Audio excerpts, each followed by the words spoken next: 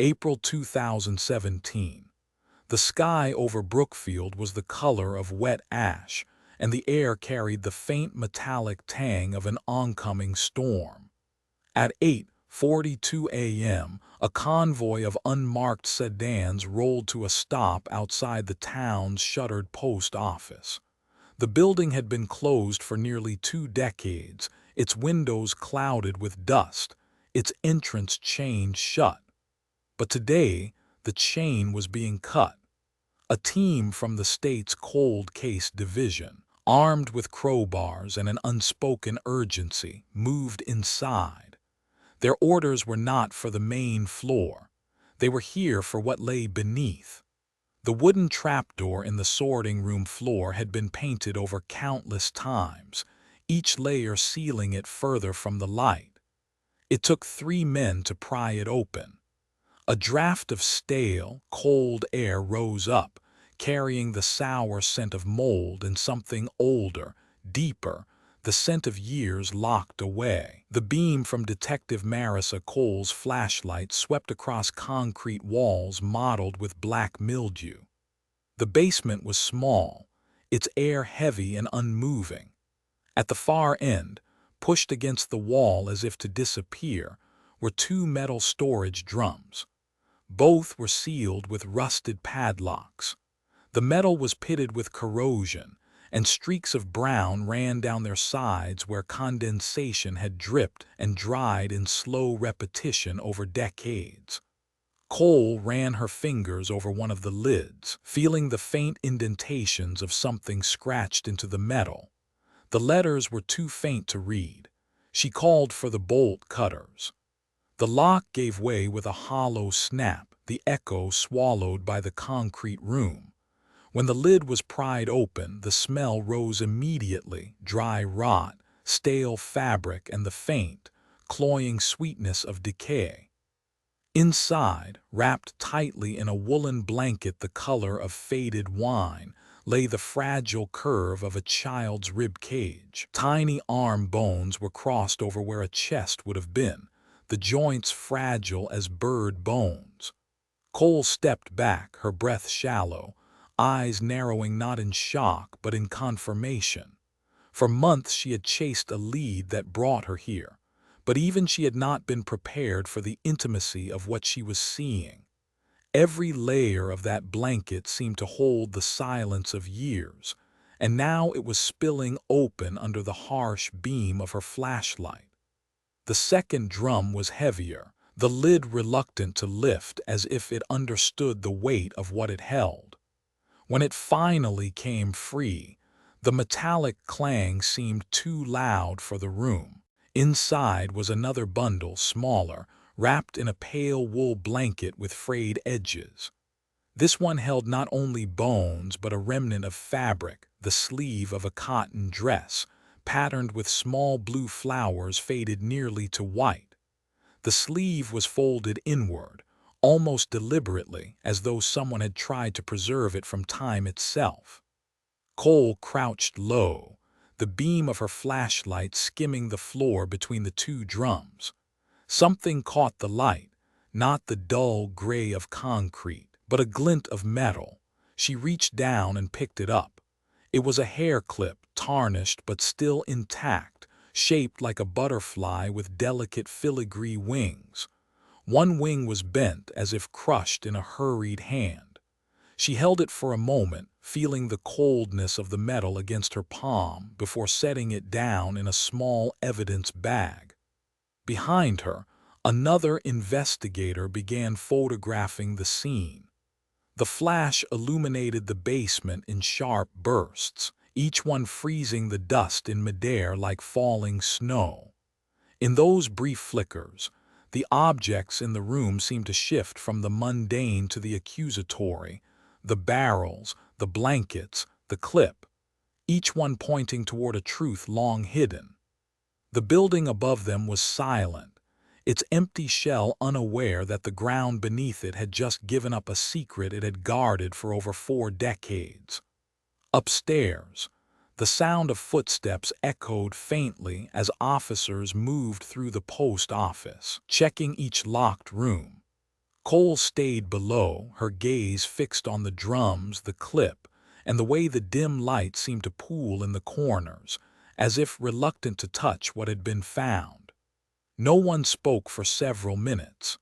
The weight of the discovery pressed down on the room, heavier than the air, heavier than the years that had passed since these small forms had last known daylight. Cole finally broke the silence, her voice low, as if speaking too loudly might shatter something fragile. She looked toward her partner, the evidence bag in her hand, and said 4 words that hung in the air like a suspended verdict. "It's them," she murmured. She didn't explain who them was. Not yet. That name and the story it carried would come later.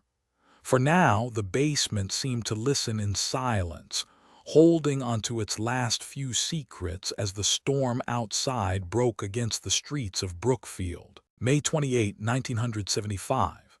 The heat in Brookfield that afternoon hung low and unrelenting, clinging to every surface like a wet cloth. Cicadas whined in the trees lining Maple Avenue, and the air shimmered above the asphalt as 2 bicycles moved in tandem along the shoulder. Emma Carter, 12, rode slightly ahead, her long legs pumping steadily, pigtails bouncing against her shoulders. Behind her, Lily, only 10 but trying to keep pace, struggled slightly with the weight of her backpack. They were headed to the summer fair, a tradition that lit up the center of Brookfield for 1 long week each May. The fairgrounds were already visible from the corner, flashes of blue and gold as carnival tents rippled in the breeze. Music spilled into the streets, calliope notes slightly warped by heat, blending with the rhythmic whoosh of the spinning carousel and the faint hum of a generator. The smell of buttered popcorn hit before they reached the gates, mingling with the sugary promise of cotton candy and something else, fried dough, maybe, or the sharp vinegar of pickled onions from the food stalls. It was just after 4:15 p.m. Witnesses would later say the girls chained their bikes to the rusted fence post outside the north entrance, beside a hand-painted sign that read Summer Magic Fair, 12 to 8 daily. Emma wore a red gingham dress with dusty white sneakers. Lily had on a light yellow shirt and blue denim shorts, her blonde hair pulled back with a plastic butterfly clip. Several fairgoers remembered seeing them in line for the Ferris wheel. A few vendors would say they came by the ring toss booth, Emma tossing with quiet focus, Lily giggling beside her. But none of those memories would matter as much as the one burned into the recollection of a teenage boy working concessions near the northern fence. He saw them around 5:00 p.m., he said, talking to a man by the gate. The man was tall, with sandy brown hair and sunglasses, dressed in a U.S. Postal Service shirt, though the rest of his uniform was not standard. He held a brown canvas bag slung across his chest and appeared to be pointing toward the far corner of the park. Emma stood stiffly, arms crossed. Lily tilted her head as if listening intently. The boy didn't hear the conversation. He remembered only the way Lily looked back over her shoulder as they walked toward the outer fence, the late sun turning her hair pale gold. By 6:30 p.m., the sun had dipped low enough to cast long shadows between the tents. A breeze stirred dust across the walking path. One by one, carnival lights flickered on, bathing the scene in shifting reds and blues. Over the speakers, a soft announcement played, calling for a lost child named Danny, but no one was looking for Emma and Lily yet. At 7:15 p.m., their mother, Nora Carter, called the Brookfield Police Department. Her voice was calm at first, insisting it was probably just a delay. The girls were responsible. They'd never stayed out past 7 without calling. By 7:45 p.m., 2 officers were dispatched to the fairgrounds. The first place they checked was the bike rack by the north gate. Both bikes were still there, untouched. The seats were still warm. The officers canvassed the grounds, asking vendors and guests. The fair was still running at full energy, the noise making it difficult to track voices. One clown insisted he had seen them near the cotton candy stall. A woman thought she saw the girls heading toward the petting zoo. Nothing was consistent. A heat haze of false memories, half-formed assumptions, and the blurring effect of time and chaos. But one account would be documented in the original police log. A boy named Kevin Moran, 9 years old, claimed he saw the girls just before sunset. He said they had been near the side entrance of the post office, a block down from the fair. The post office closed at 5:00 p.m. Kevin said he saw them standing by the service door talking to the same man in the male uniform. This time, the man was holding open the side door, gesturing for them to follow. Kevin's father told police the boy often made up stories. The police made a note. No further action was taken. By 9:00 p.m., a search perimeter had been set. Officers moved through the park with flashlights, calling the girls' names into the darkened booths and empty picnic areas. The carnival lights, still spinning, made the shadows jump. A group of volunteers gathered by the information tent. Among them, a man in a postal shirt handed out flyers. He smiled grimly, shook hands with other searchers, and said he hoped they were just lost somewhere in the woods. A beige delivery truck was seen leaving the area just after 8:00 p.m., according to a parking attendant on his smoke break. The truck turned down Orchard Street, away from the lights and the crowd, its rear door slightly ajar. No one followed. No one thought to write down the plate. And by midnight, the fair was empty. The music had stopped. The lights had gone out. And Emma and Lily Carter were gone. In the days that followed, missing posters were printed in black and white. Two smiling faces, side by side, looked out from telephone poles and grocery store windows.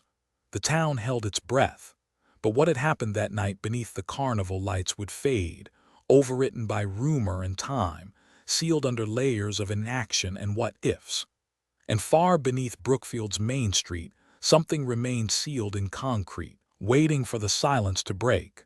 At 7:15 p.m. on May 28, 1975, the Carter parents placed a call to the Brookfield Police Department. Emma and Lily had not returned from the summer fair. The mother's voice, strained with panic, described the girls' outfits in meticulous detail. Within 20 minutes, 2 patrol units began canvassing the fairground. A light summer haze lingered over the empty park, carrying the faint scent of fried dough and kettle corn. The Ferris wheel had stopped turning. Behind the public library, an officer discovered 2 bicycles propped neatly against a brick wall.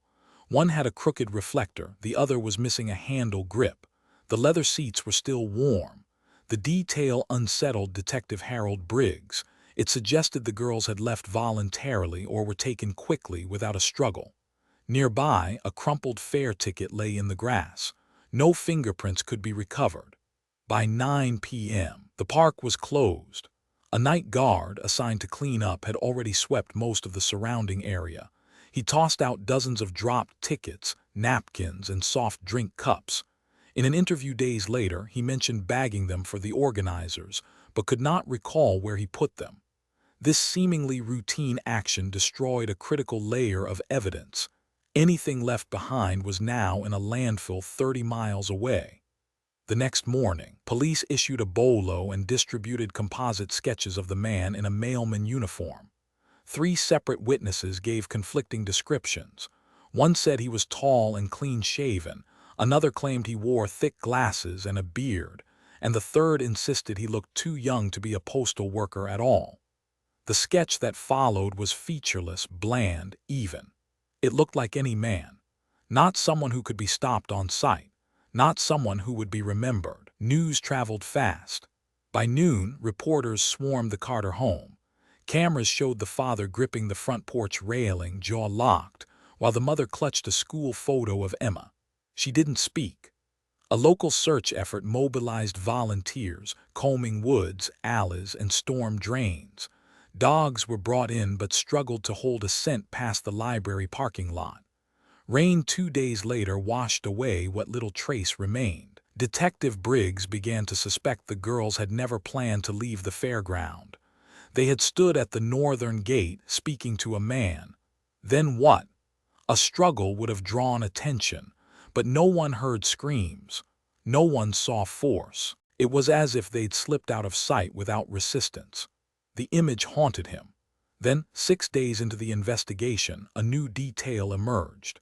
A 9-year-old boy named Kyle Madison came forward, accompanied by his older sister. He had been afraid to speak up, but something he saw was now making him lose sleep.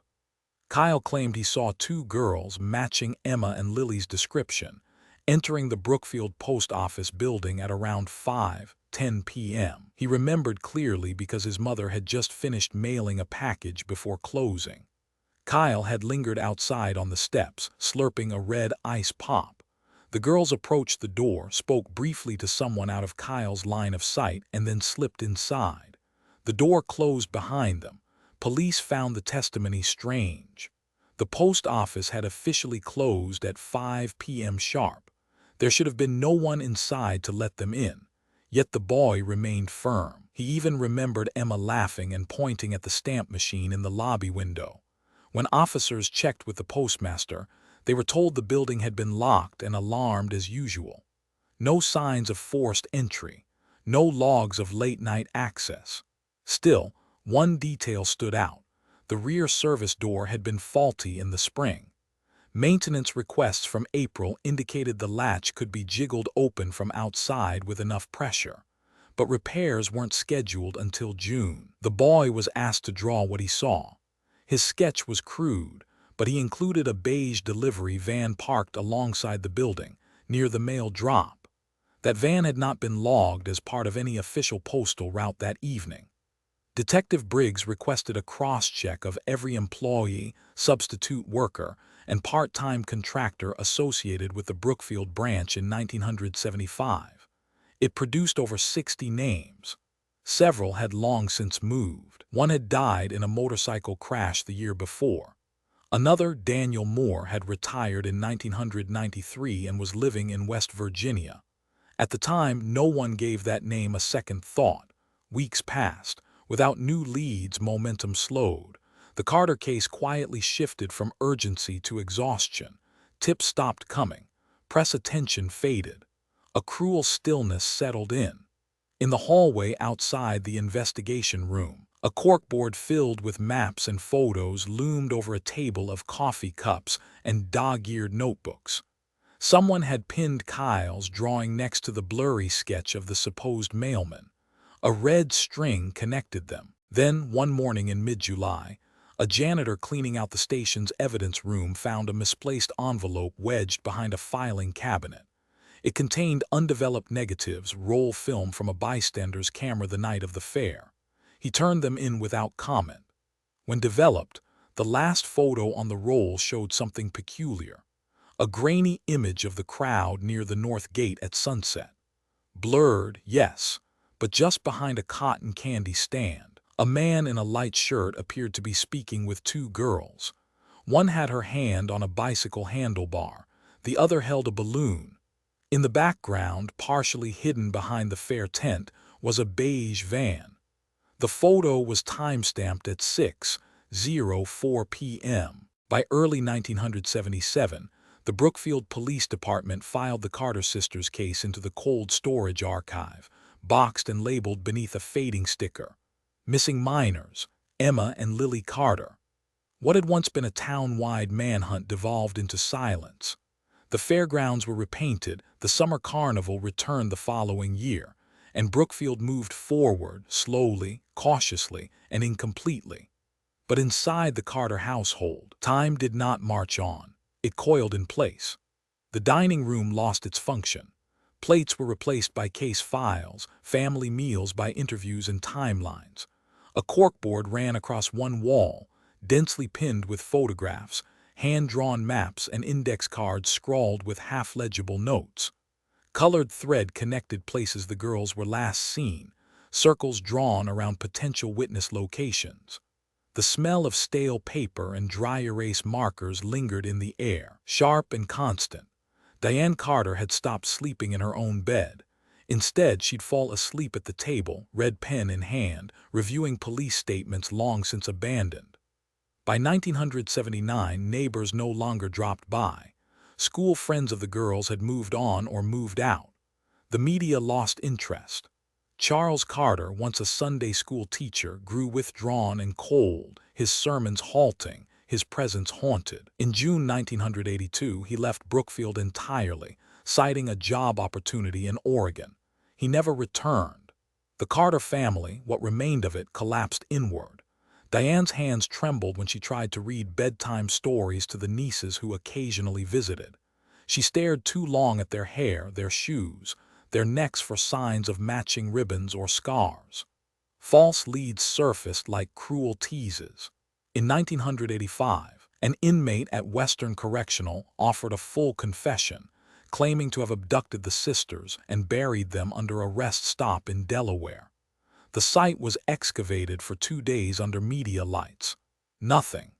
The prisoner later admitted he lied to get relocated to a lower security prison. In 1989, a woman named Lenora Dale, self-described psychic from Virginia Beach, insisted she had visions of Emma and Lily trapped beneath a pier at Silver Creek Lake. The search team found only old fishing lines and a child's shoe, which turned out to be size 6. Neither sister wore larger than a 3. And yet, the town never quite let go. A mural of the sisters was painted in 1990 on the side of the Brookfield Library, just above where their bicycles had been found. Emma's half-smile faded over time under sun and weather. Lily's blue dress turned gray. A generation grew up with that mural, more myth than memory. Then in 1994, a routine maintenance call revealed something that should have sparked alarm. A heating contractor working on the basement furnace of the Brookfield post office noticed what appeared to be a sealed hatchway in the rear wall, obscured by shelving. The panel was thick steel, bolted and welded shut from the outside.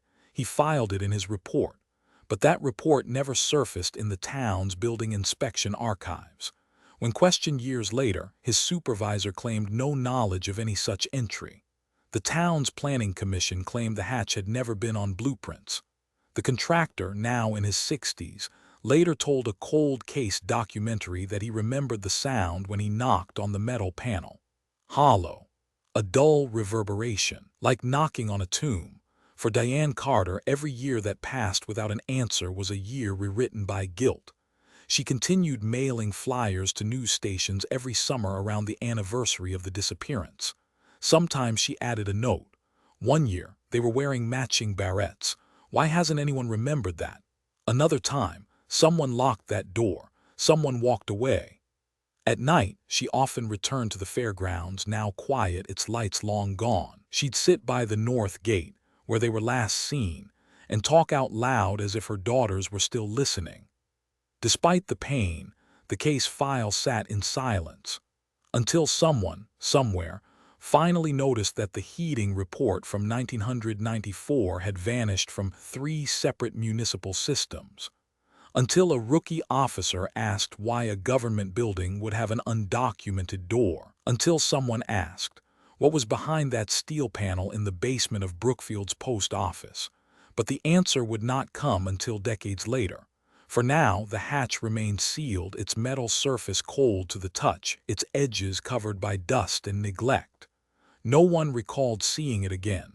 No one opened it. No one, not yet. And in 1995, on the 20th anniversary of the girl's disappearance, a child's drawing slipped through the return slot of the public library. Crayon on yellow paper. 2 stick figures holding hands beneath a rainbow. No name.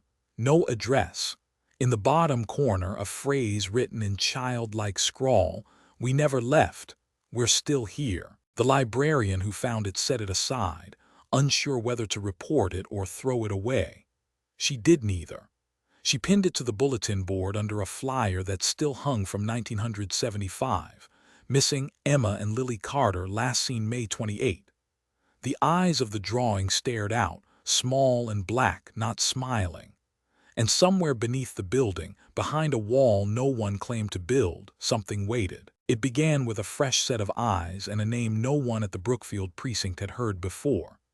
In January 2016, Detective Marissa Cole, 34 years old and just transferred from the state's cybercrime unit, unlocked the archived case labeled Carter E&L status, unresolved. For Cole, this wasn't just a cold case. It was a void, a silence that had lasted over 4 decades. The file itself was brittle, yellowed at the edges, filled with notes typed on faded carbon copy paper and photographs curling at the corners. She read everything, twice. The timeline, the witness statements, the dead ends, but what caught her attention wasn't in the typed reports. It was in the Ziploc bag labeled MISC, property. Inside was a single white handkerchief, folded carefully but stained, a dull reddish smear, old and dry. It had been dismissed at the time as unrelated, just lost fabric, a detail in the chaos. But to Cole, it was a thread. The handkerchief smelled faintly of mildew and time. It had been stored poorly, but under ultraviolet light she noticed fibers embedded in the stain, human skin cells clinging to the weave. She rushed it to the forensic lab. Modern DNA analysis could detect traces long past what 1970s science allowed. Within 2 weeks, a partial profile emerged. The system returned a familial match, not direct, but consistent with a distant cousin of a man named Daniel Moore. Marissa Cole had never seen that name in the original suspect list. Moore had worked as a part-time custodian at the Brookfield Post Office from 1972 to 1976. He'd been interviewed once as part of a routine employment sweep, nothing more. Retired in 1998, he had moved to North Carolina, changed jobs multiple times, and kept an unassuming profile. But now, DNA had pulled him from obscurity. When Cole reviewed his personnel file, something clicked. Moore had worked the late shift on May 28, 1975, scheduled to clean the loading dock and sub-basement storage. The same night Emma and Lily vanished. She requested the building's insurance archive, hoping for photographs, receipts, anything. What she got instead was a single strip of black and white film reel from a 1975 security camera, grainy, silent, and almost useless. Almost. Frame by frame, Cole advanced the tape.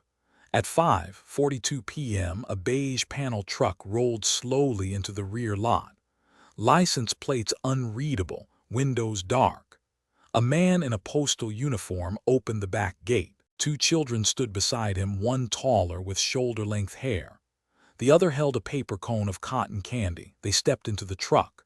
The man followed. The rear door closed. Then, nothing. Hours of footage, vehicles coming and going. But that beige truck, it never left, not visibly, not through the alley exit, not past the main gate. It entered but did not exit. Detective Cole froze the final frame. The timestamp read 5:44 p.m. She printed it, pinned it beside the DNA report, and stared. Her office light flickered overhead, casting soft shadows on the evidence wall. It was a puzzle beginning to rearrange itself. She visited Daniel Moore's last known address. It had been sold 2 years prior. Neighbors described him as polite, quiet, kept to himself. Gave out candy at Halloween. No wife, no children, just a man and a dog always walking the same route, head down. Cole dug deeper. Moore's background check revealed a minor sealed juvenile record from 1963, charges redacted. She filed a motion for release, citing homicide investigation. Within days, a redacted document arrived, a history of animal cruelty, suspected abduction attempt of a neighbor's daughter, dismissed due to lack of evidence. She brought this to her captain, requested a team, a search warrant, a full reopening. Her request was denied. Too circumstantial, too old, too political. She worked alone. Cole tracked down Moore's surviving relatives. A cousin in Delaware remembered an odd Christmas in 1976. Moore had shown up late, smelled of cleaning chemicals, and brought gifts for children he barely knew, 2 small dolls, wrapped in faded red paper. He'd said they were for the girls who never got theirs. That phrase lingered. Cole revisited the original statement from the 9-year-old witness who claimed to have seen Emma and Lily entering the post office. Her words, long dismissed as confusion, now felt like prophecy. The girl had drawn a picture, A tall man with a satchel, leading the girls through a dark door with no window. On the door she'd scribbled the words, "Male only." Forensics reanalyzed the handkerchief, this time using touch DNA. A second partial profile appeared, faint, degraded but female, consistent with a sibling match to the Carter family. Cole stood in the sub-basement of the Brookfield post office at 6 p.m. on a rainy Friday. The floor smelled of old paper and rust. Metal lockers lined the walls. A hatch in the corner, long sealed by welds and paint, caught her attention. The 1994 report from the maintenance worker flashed in her mind. A door that led to nowhere, welded shut, lost in the paperwork. She ran her fingers over the seam, traced the outline, called in a structural team. Within hours, the panel was opened. Behind it, a corridor lined with dust, and two iron trunks padlocked shut. The locks creaked as they turned. The lids rose slowly, and there, nestled inside woolen blankets faded with time, were the skeletal remains of two small bodies. A single butterfly hair clip lay beside them. Cole stepped back.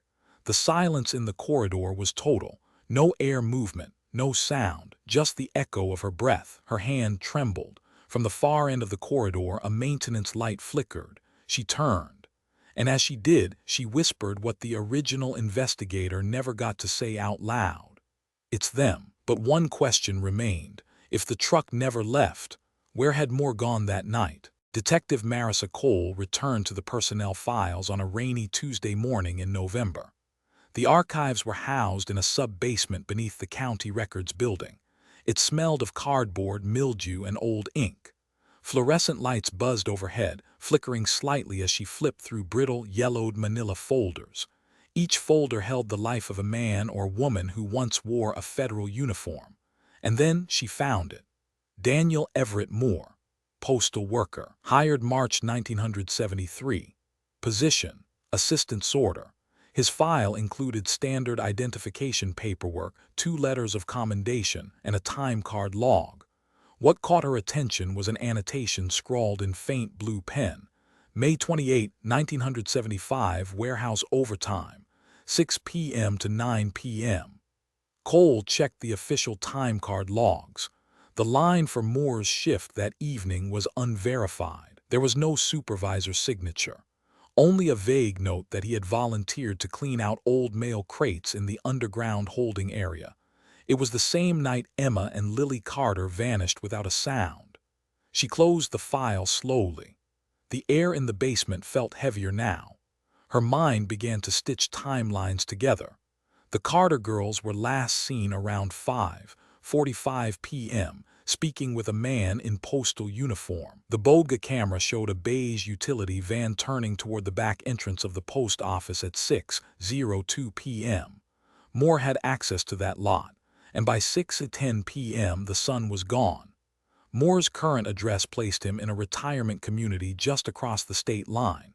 He had lived there since 2009, alone. No criminal record, no traffic violations, no official complaints. In fact, over 40 years of employment, Moore had received 6 awards for community service. He once organized a toy drive for orphan children. The photographs from the 1983 holiday paper showed him dressed as Santa Claus, smiling beneath a cottony beard, surrounded by toddlers with plastic fire trucks. In every image, his eyes looked directly into the lens. Neighbors described him as gentle, predictable, a man of routines. He picked up his mail precisely at 8 a.m., fed the stray cats at 5 p.m., and volunteered every Sunday at the local library.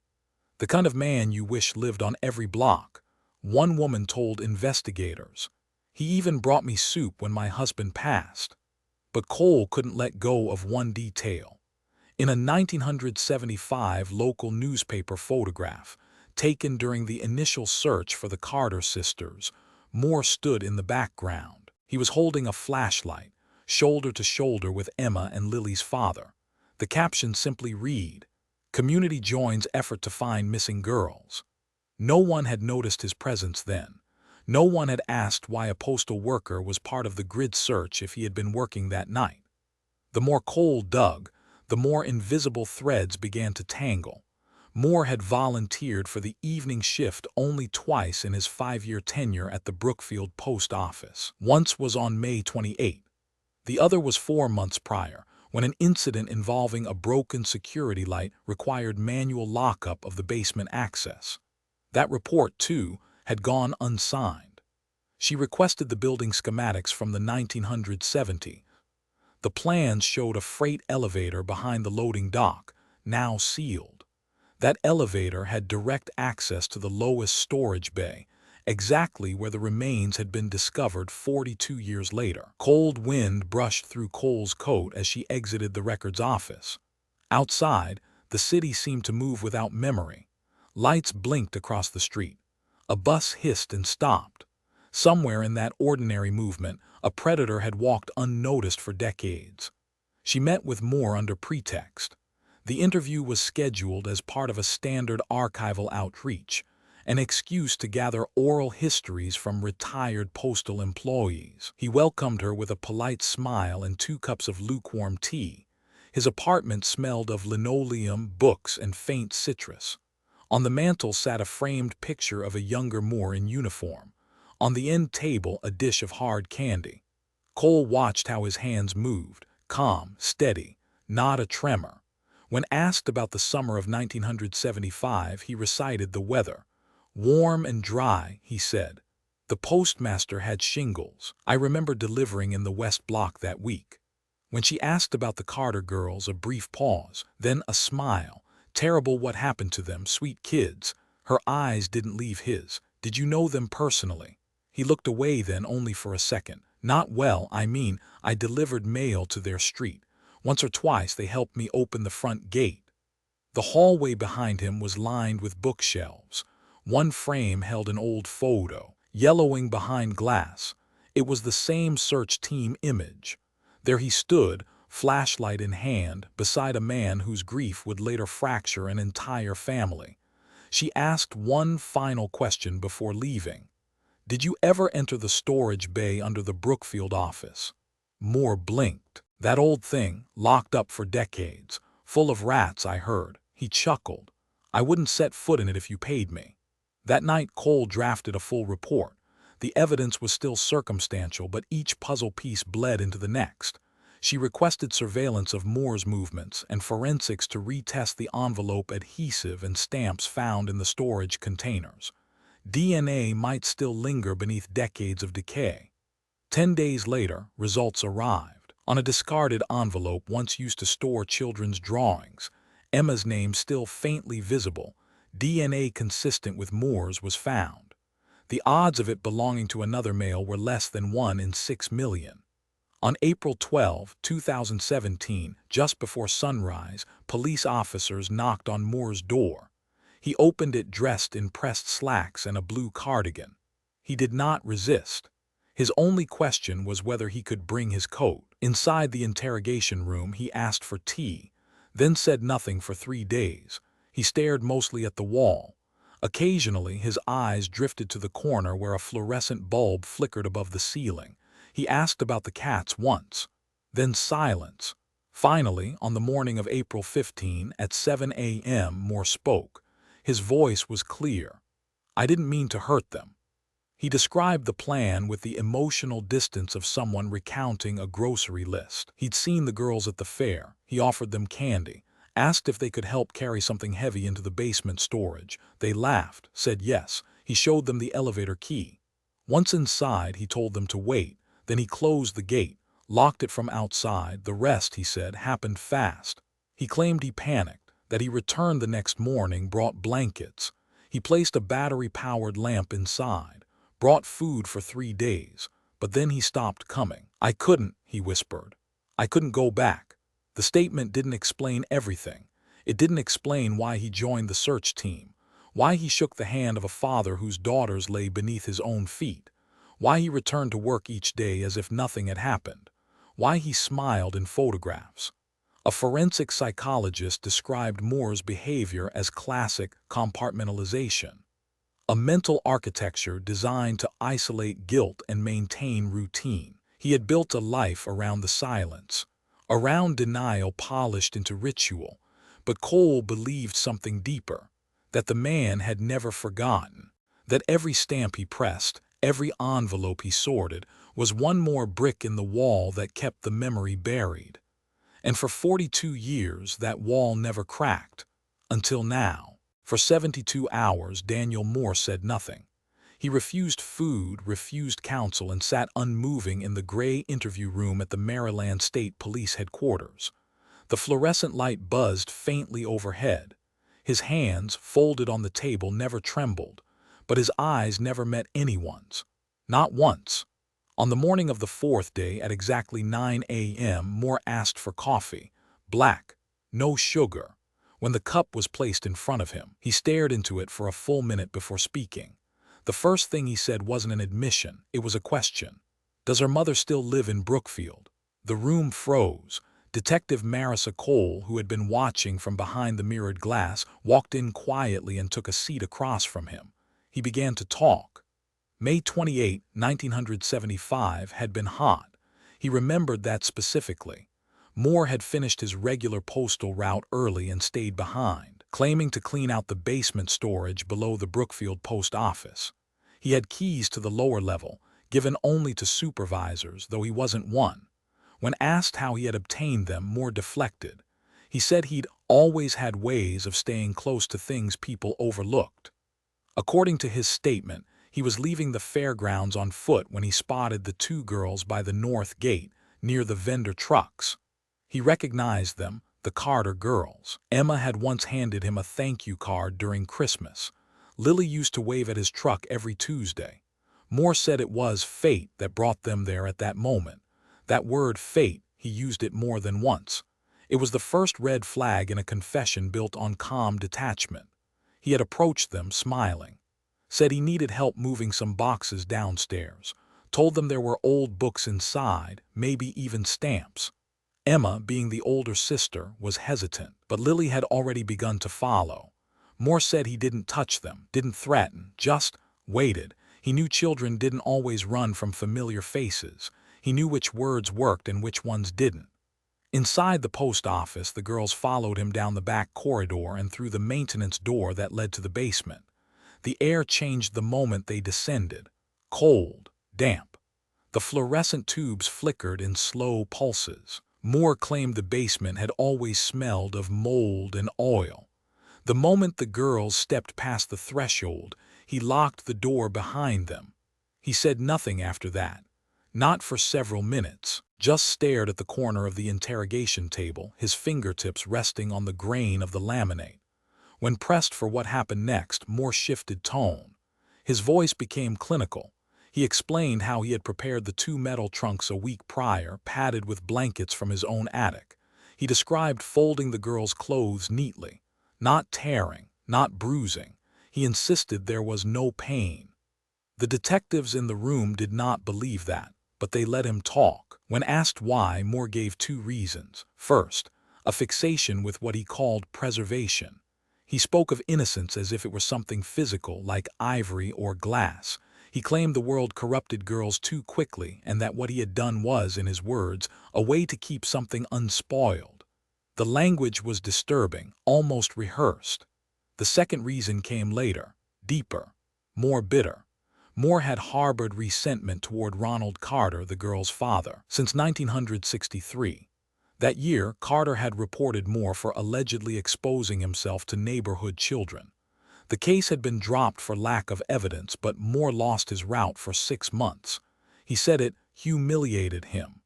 That it marked him. That when he saw Carter's daughters at the fair, he remembered every sleepless night, every whisper on his street.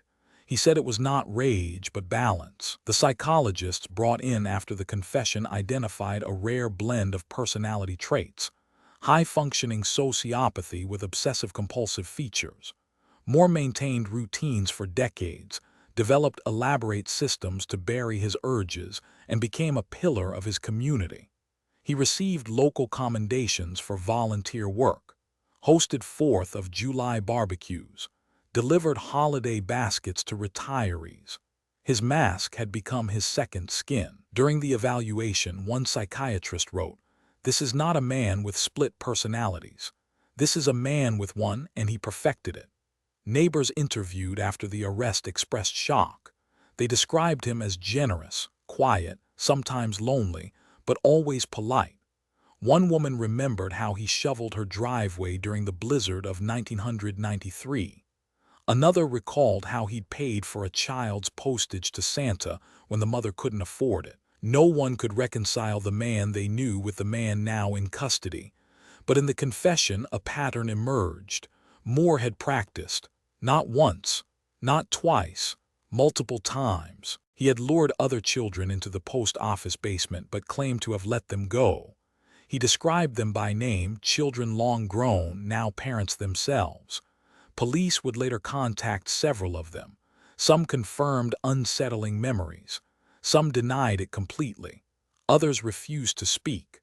What made Emma and Lily different, Moore never fully explained. Some investigators believe they were the first ones to follow him far enough. Others suggest he knew there would be no cameras, no fingerprints, no one to miss them for at least an hour. He confessed because he was tired, he said, because the letter found in his home, addressed to whom it may concern, had already spoken for him, because he knew that silence after so long would no longer protect him. When asked if he regretted it, Moore took a long breath. He didn't cry. He didn't shake. He simply said, "No one lives forever," but they almost did. The recording of that moment would later be played in court. The room was silent except for the ticking of a nearby clock. No one moved. No one spoke. And for the first time in 42 years, the Carter family knew what happened inside that basement. But one question still remained. Why did he help look for them? And the answer was far worse than anyone expected. The trial of Daniel Moore lasted just 11 days. Prosecutors introduced his full confession, the recovered artifacts from the post office basement, and the blood trace on the handkerchief that matched Emma Carter's mitochondrial DNA. Moore never testified. He sat motionless throughout, hands folded, gaze fixed on nothing.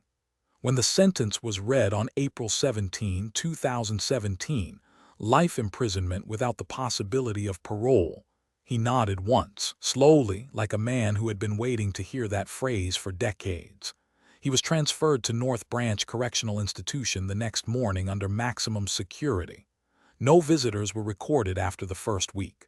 Meanwhile, the town of Brookfield held its breath. 42 years of whispered speculation, vigil after vigil, anniversary posters curled under rain and sun, all collapsed into a single, silent spring. On May 28, 2017, exactly 4 decades after the girls vanished, the Carter family finally held a funeral, closed casket, twin headstones placed side by side beneath the same oak tree where Emma once read books aloud to Lily. The smell of fresh-cut grass lingered in the air. Wind moved softly through rows of folding chairs. The town mayor gave a short speech. No cameras were allowed. The most haunting moment came quietly. As pallbearers lowered the identical white coffins, a small object was slipped into the edge of the velvet lining, barely seen by anyone except the mother. A butterfly-shaped hairclip, faded pink, plastic chipped along the edges. It had been found inside Moore's personal storage box, wrapped in tissue, preserved as if it still belonged to someone who might ask for it back. When asked by reporters what it meant, the mother whispered, "They left with nothing, not even their hair clips." That quote would be etched into local memory. It appeared in newspapers, courtroom exhibits, even on the State House floor. Within 6 months of the verdict, the Maryland state legislature passed 2 key reforms. First, a new law mandating the indefinite preservation of physical evidence in cases involving minors, regardless of investigative status. Second, an overhaul of hiring and background screening protocols for all federal and state-employed personnel in roles involving proximity to children. The Carter Bill, as it became known, was passed with unanimous bipartisan support. Brookfield changed. The post office was shut down permanently and later converted into a memorial archive. The basement entrance, once hidden behind a false panel, was sealed and marked with a steel plate etched only with the date. May 28, 1975. No other words were needed. Visitors still leave flowers there. Children leave drawings. Some residents say the building feels colder now, even in summer. Detective Marissa Cole returned to her precinct with commendations but no public statement.